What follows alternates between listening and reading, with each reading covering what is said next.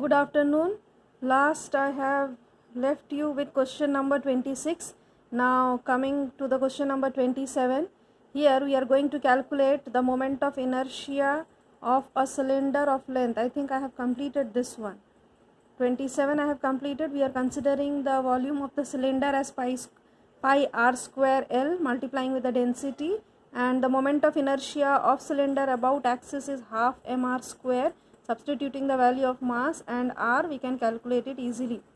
Now coming to the next question, the moment of inertia of earth having its diameter and it's taken to be a sphere of 10 to the power 25 kg with a given diameter. First you have to change the diameter from kilometers to meters, and the radius, since it is diameter, radius will be 6400 kilometer. Convert it in meters. Moment of inertia of a sphere about the diameter is given as 2 by 5 mr square. So in the question it is considered, it has been asked to consider that earth as to be a sphere. So moment of inertia of a sphere about its diameter is 2 by 5 mr square. Next question, 4 spheres of diameter 2a and mass m are placed with their centers on the 4 corners of a square of side B. We have to calculate the moment of inertia of this system about one side of the square taken as its axis.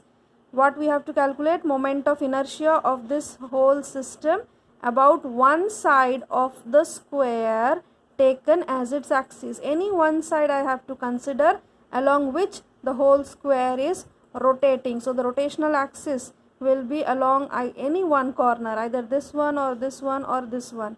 In this question they have considered about the side CD. So how it will be rotating? It will be flipping like this. Suppose this is my square like this.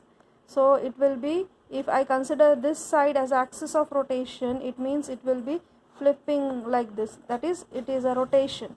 On 2 dimensional it seems to be like this, and on 3 dimensional it seems to be like this. It will be rotating like this. Considered as CD means, if I consider this whole side as CD, it will be rotating along this axis. Okay.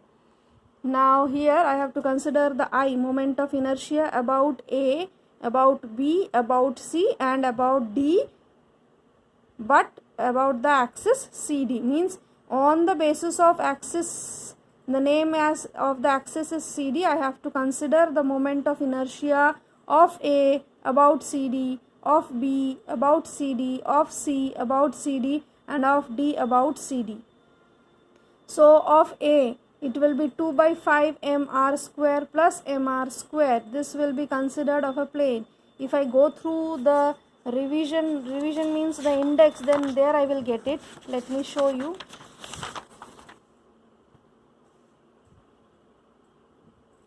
Here you are having, from here you can get the relations. ठीक है, यहाँ से आप देख सकते हो, वो आपको मिल जाएगा यहाँ पे. जैसे यहाँ पे एक रेक्टेंगुलर गिवन है, उसी तरह स्क्वायर का भी गिवन है. तो यहाँ से आप देख लो, you will get the value. So coming back to the question. So I have substituted the value since it is a square. So moment of inertia along all these will be same irrespective of C and D. Why C and D? Because CD is that segment about which the square is rotating. So along C I will have only 2 by 5 mr square. R is A. And along D it will be again 2 by 5 mr square. So if you go on adding these, you will get this parameter. Next question, 2 point masses, one is 2 kg, another is 10 kg, are connected by a weightless rod of length 1.2 centimeter. I have to calculate the moment of inertia of the system about the axis passing through the center of mass and perpendicular to the system. What is a system? A weightless rod of length 1.2 along which 2 point masses of 2 and 10 kgs are connected. So for the first M1, that is for the first mass, the distance will be x. For the second mass, where it is located, I could not find it. So what I will do, 1.5 minus x. It will give me the distance of the second mass located. since it is located, it is considered as the center of mass, so I can say that if it is center of mass, it means both are equilibrium conditions. So if I substitute these two, I can easily get the value of x. Now since the weight of the rod is considered as weightless, so moment of inertia about the center of mass is given as m1 x square, and the second is given as m2 x square, where x is 1.2 minus x. So separately you will calculate, you will get the moment of inertia on adding these two values. Next question, find the moment of inertia of a rectangular bar magnet about an axis passing through its center parallel to its thickness. The mass of the magnet is given as 100 grams, length and breadth and thickness is provided to me. So since it is a rectangular bar, just now I have shown you in the index that length of a rectangular body, the moment of inertia of a rectangular body is given by this relation. So if you substitute the values, you will get it. Here there is no need of conversion because everything is given in CGS system. Now coming to the 32 question, calculate the ratio of radius of gyration of a circular ring and a disc having the same radius, and they are passing through their center and perpendicular to the plane. So the moment of inertia of a ring and disc passing through the center and perpendicular to the plane is given as mr square and half mr square, and radius of gyration for these two will be mk1 square and mk2 square. From here I will get the value of k1 and k2. Since I have to get the ratio of radius of gyration, so k1 upon k2, if I substitute these two, then it will be root 2 ratio 1. Now coming for this question, it is also asking me to find the radius of gyration and moment of inertia of a rod of mass 100 grams and length 100 centimeter about an axis passing through its center and perpendicular to the length. So mass here is given as grams, you have to convert it in kg. Length is given in meters, I have to convert it in length is given in centimeter, converted in meters. वो क्या निकालना है, radius of gyration और moment of inertia. So moment of inertia of a rod along its length about its center and perpendicular to the plane, the formula is ml square upon 12 I, moment of inertia, and that moment of inertia is equals to the radius of gyration.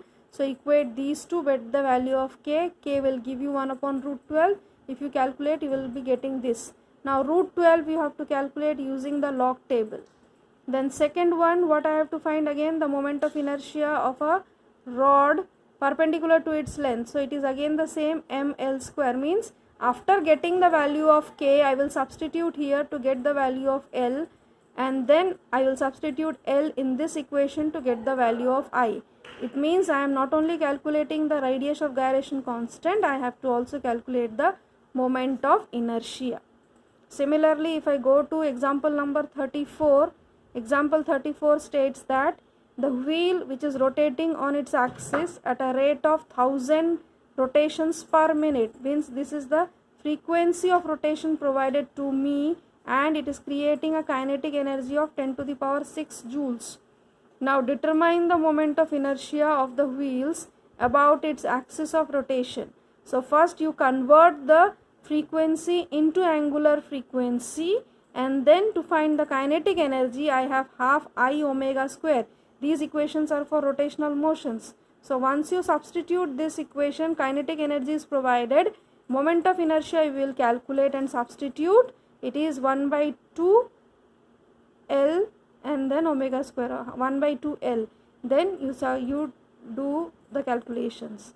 Now since it is a rotating wheel, so wheel means it will be defined as a circular disc. So go through the summary from where you get the formula, substitute and do the calculations. Similarly 35 is also the same thing. So you go through 35, 36 and 37 also. And suppose if you are having doubt, you do ask me.